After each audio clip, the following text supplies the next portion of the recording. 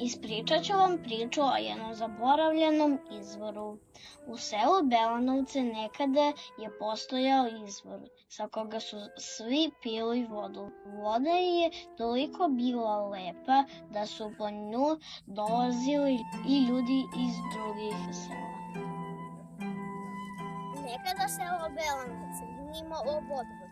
Ljudi su pili ili iz bunara ili iz ovog izvora. Kada je stigla gradska voda, ljudi su ubrzo zaboravili na ovaj izvor. Izvor je zbog toga bio tužan.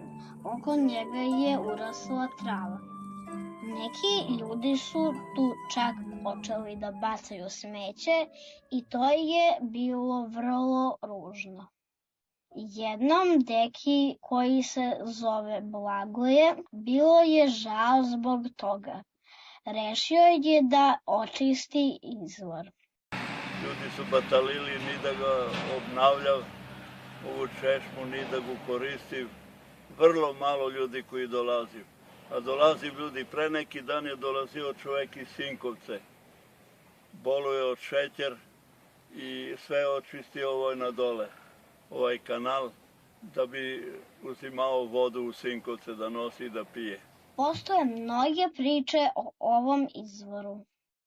Voda je lekovita po priči starih ljudi i meštana sela Belanovce navodno pomaže u otklanjanju bolesti očiju i leči grlo navodno.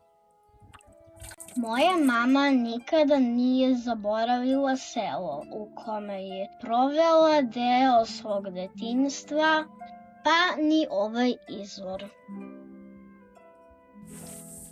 Kada sam ja bila mala, moja mama je radila u ovom selu kao nastavnica srpskog jezika. I ja sam često dolazila u Belanovce. U jednom periodu smo čak i živjeli u jednoj kući, ovde blizu izvora. Ja sam kao mala posmatrala ljude koji dođu ovde za vodu, stajali su u redu, žene su bile obučene u, kako se u našem kraju kaže, futarke, nosile su kecelje, marame, a u rukama su obavezno imale testiju i lejku, kojom se zahvata voda i onda sipa u testiju. Doktorka Ivana Mitić, specijalista higijene, koja radi u Leskovačkom zavodu za zaštitu zdravlja, kaže da je za opstanak ljudi vrlo važno da se oni ponašaju odgovorno prema prirodi. Zato je neophodno da imamo svest o tome da moramo da čuvamo životnu sredinu i svoje vodotoke kako bi naša deca i buduće pokolenja imala higijenski ispravnu vodu za piće. Legenda kaže, ko se napije iz ovog izvora, uvek se vraća u Belanovce.